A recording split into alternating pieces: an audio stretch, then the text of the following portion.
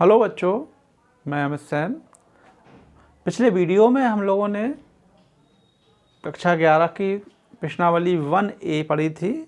Chapter का नाम था समुच्चय। आज हम लोग प्रश्नावली 1B पढ़ेंगे। उसके पहले पढ़ने से पहले कुछ परिभाषाएं हैं जिसको हम समझेंगे।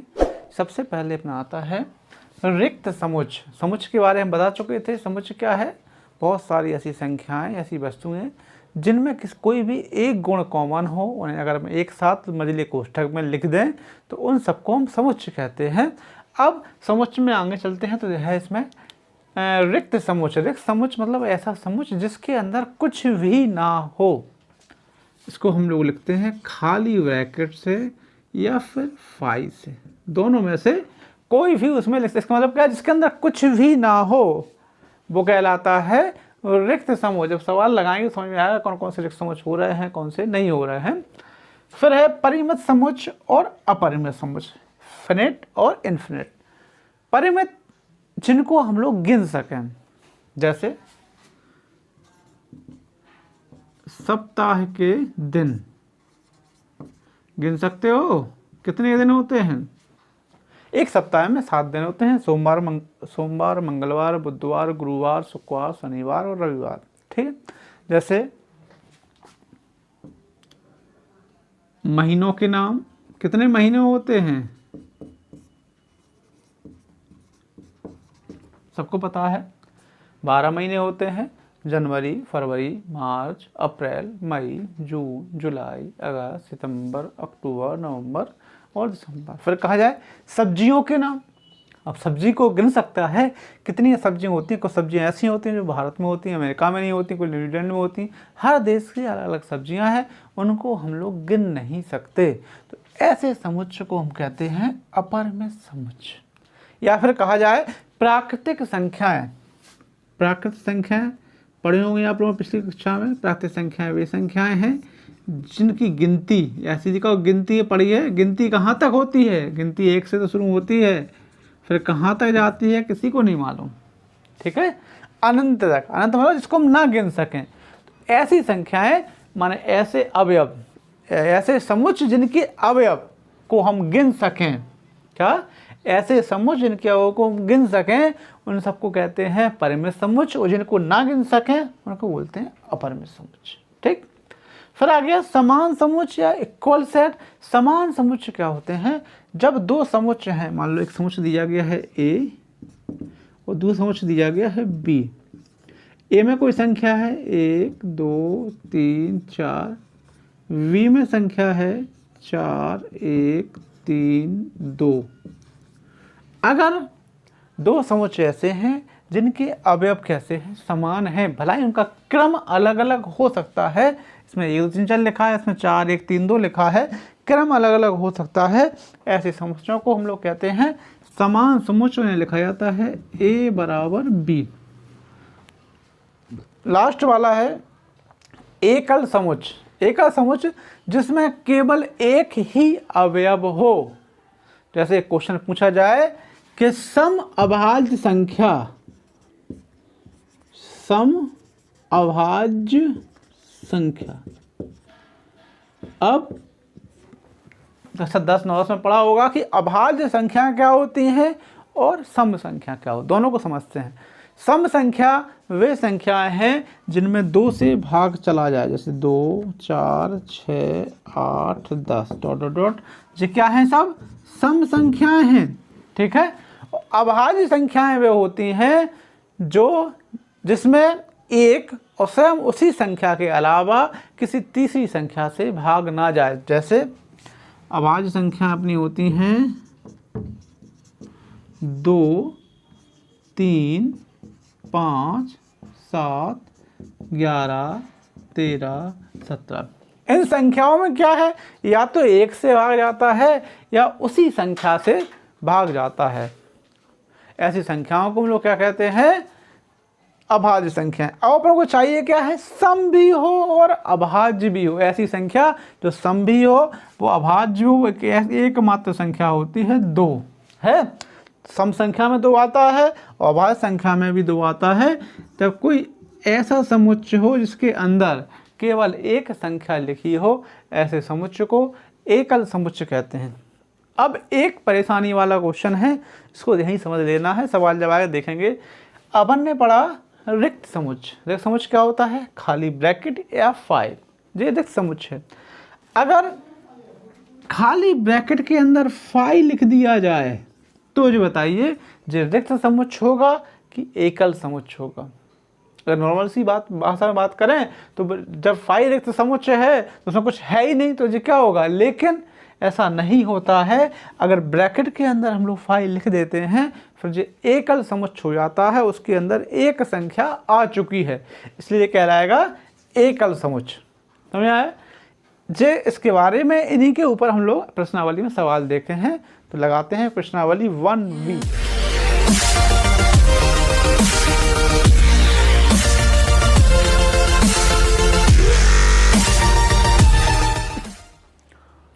बच्चों लोग देखते हैं इसी प्रश्नावली का पहला क्वेश्चन लिखा हुआ है, निम्नलिखित समुच्चयों में से कौन से समुच्चय परिमित तथा अपरिमित? पहला क्वेश्चन लिखा हुआ, इसमें बताना है कौन कौन से परिमित हैं, कौन कौन से अपरिमित हैं। पहला क्वेश्चन लिखा हुआ है सप्ताह के दिनों का समुच्चय। अब बताया था इससे पहले हमने कि सप्ताह के दिन कितने होते हैं? 7, और इनको हम गिन सकते हैं। जिनको हम गिन सकें तो वो क्या क्या कहलाते हैं? परिमित कहलाते हैं। कैसे समुच्चय हैं?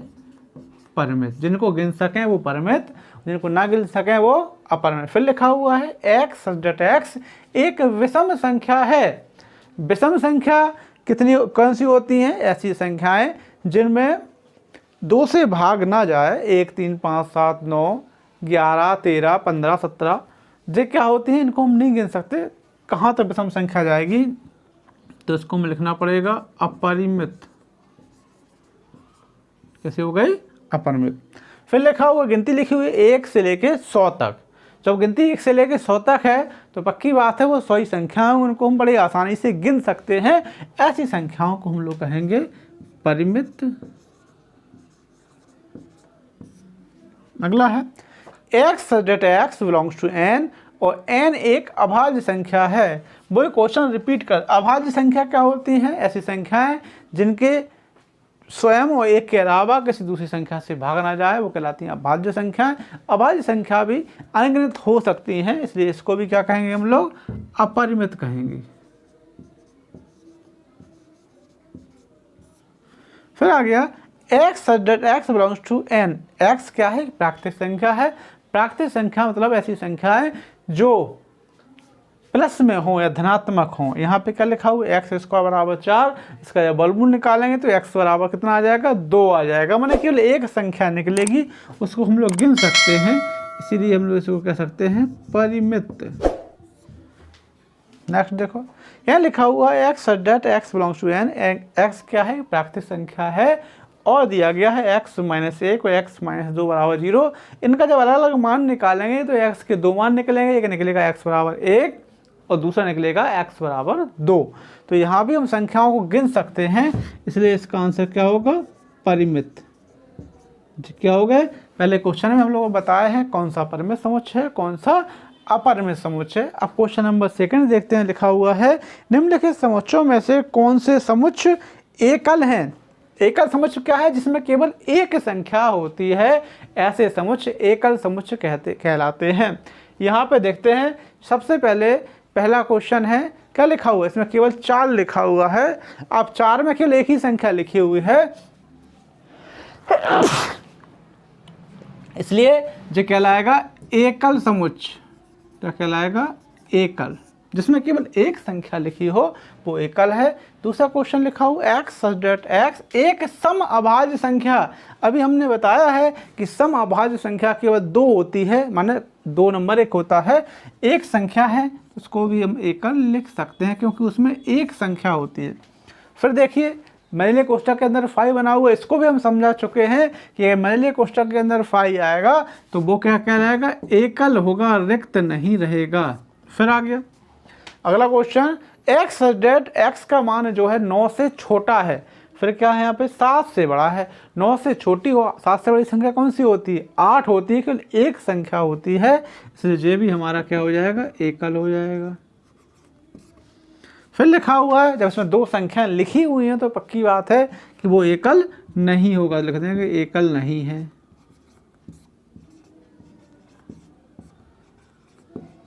ठीक। फिर लिखा हुआ है एक्स डेट एक्स स्क्वायर बराबर 16। इससे जब मान निकालेंगे, यहाँ लिखा हुआ है एक्स स्क्वायर बराबर 16, तो एक्स का मान निकलेगा +-4। अगर इसमें ऐसा लिखा होता, इस सवाल में लिखा था x बिलोंग्स टू n, तो केवल इसका एक मान निकलता, लेकिन ऐसा तो यहाँ लिखा नहीं है। तो इसमें फिर क्या हो जाएगा, x के दो मान निकलेंगे, +4 और -4। तो इसका जो मान होगा +4 -4 दो मान होगा, तो लिखना पड़ेगा एकल नहीं है। समझ आया? जो हमारा पहला और दूसरा क्वेश्चन हो गया। एक में निकाला हमने परिमेय अपरिमित, दूसरे में निकाला एकल, और अलग तरीके के सवाल।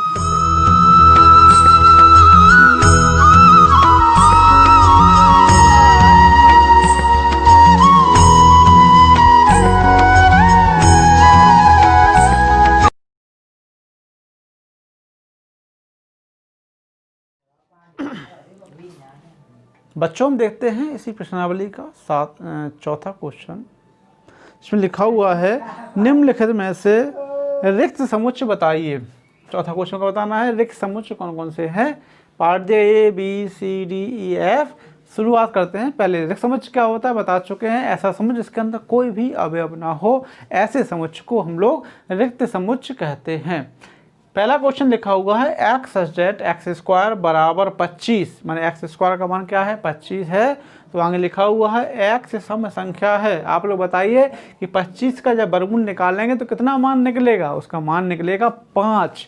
5 सम संख्या होती है, सम संख्या भी संख्या होती है जिसमें 2 से भाग चला जाए, 2 4 6 8।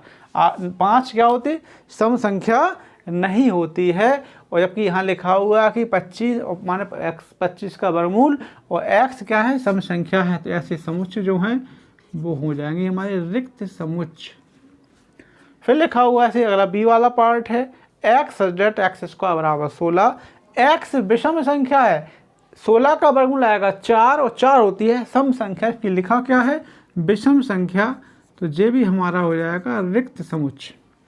अगला आ गया, इसमें कोष्टक के अंदर लिखा हुआ है 0। कोष्टक के अंदर कोई भी संख्या आती है तो रिक्त ना होके वो एकल हो जाती है। इस वाले में क्या हो जाएगा 0 आ गया है तो ये हमारा हो जाएगा रिक्त नहीं है। अपन केवल ये बताना रिक्त है कि नहीं है, तो हो जाएगा रिक्त समुच्चय नहीं है। यहाँ देखो, यहाँ पे x + 7 बराबर 7 है, x 7 से 7 कट जाएगा, x का मान निकलेगा 0। कोई ना कोई मान तो x का निकल रहा है, 0 मान निकलेगा, तो भी ये रिक्त समुच्चय नहीं है, लिख जाएंगे रिक्त नहीं है। अगला है x डेट x हिंदी वर्णमाला में आ से पहले का अक्षर। अब बताइए, छोटा बड़ा आप लोगों सबने पढ़े हैं, छोटा आ से पहले कोई भी अक्षर आता है, नहीं आते, उसके बाद सारे अक्षर आते हैं, तो ये क्या हो जाएगा, ये वाला हमारा कहलाएगा रिक्त समुच्चय है। ठीक है। लास्ट वाला है, इसको भी समझा चुके थे कि अगर ब्रैकेट के अंदर फाई आएगा तो वो एकल समुच्चय होगा, रिक्त समुच्चय नहीं होगा। अकेला फाई अगर लिखा होता तो वो रिक्त समुच्चय होता, तो हम लिख देंगे रिक्त नहीं। ठीक है। अब इसी का देखते हैं सातवां क्वेश्चन। सातवां क्वेश्चन लिखा हुआ है निम्नलिखित में बताइए कि a बराबर b, दो समुच्चय दिए गए हैं, सब में बताना है कि a और b समुच्चय बराबर हैं कि नहीं है। इनको बोलते हैं समान समुच्चय, हमने समझाए भी थे। यहाँ पे a बराबर दिया गया है a b c d और b बराबर दिया गया है d c b a, इनका क्रम अलग अलग है। देखो मिलाते हैं, a a v v c c d और d, सारी संख्या समान है, कोई संख्या अलग से तो नहीं है। तो इसका मतलब क्या हो गया, a और b कैसे समुच्चय हैं, समान समुच्चय हो गए। a और b कैसे हो गए, बराबर समुच्चय। दूसरे वाले पार्ट में देखो, यहाँ पे लिखा हुआ है 4 4 8 8 12, यहाँ पे 12 है ही नहीं। यहाँ पे क्या लिखा हुआ है 16, 16 तो बराबर होगा, इसमें 18 है, 18 इसमें नहीं है। मतलब ये समान समुच्चय नहीं है, तो लिखना पड़ेगा a बराबर नहीं है b के, बराबर को से काट देते हैं। इसका मतलब क्या होगा, समान समुच्चय नहीं है। अगले में आते हैं, यहाँ पे लिखा हुआ है a बराबर 2 4 6 8 और 10। बी में क्या लिखा हुआ एक्स डेट सम धन पूर्णांक सम संख्या है और एक्स का मान क्या है 10 से छोटा है या बराबर है। तो इसका मतलब भी क्या होगा 2, 4, 6, 8, 10 दोनों के मान कैसे रहेंगे बराबर रहेंगे। तो यहाँ आ जाएगा ए बराबर बी आ जाएगा। लास्ट वाला क्वेश्चन देखते हैं। यहाँ लिखा हुआ है ए बराबर एक्स डेट एक्स संख्या 10 का एक गुणज है। 10 का गुणज 10, 20, 30, 40, 50, 60 10 का पहाड़ा हो गया। ठीक है। फिर v बराबर लिखा हुआ है 10, 15, 20, 25, 30। इसमें क्या है 10 का पहाड़ा है नहीं है। इसमें 15 भी है, 25 भी है, 35 भी है। तो यहाँ पे हम लिख देंगे a बराबर b नहीं है। इस अभ्यास में एक दो क्वेश्चन और बचे हुए हैं, वो लगभग इन्हीं चारों सिद्धांतों पे आधारित है। तो बताना है परिमित अपरिमित है, या बताना है रिक्त है, या बताना है एकल है, या समान समुच्चय है। इन सबके सवाल जो हैं वो आप लोगों को घर से सॉल्व करने हैं। फिर भी अगर किसी सवाल में आपको दिक्कत आती है तो आप ग्रुप में कमेंट्स करके पूछ सकते हैं। Thank you.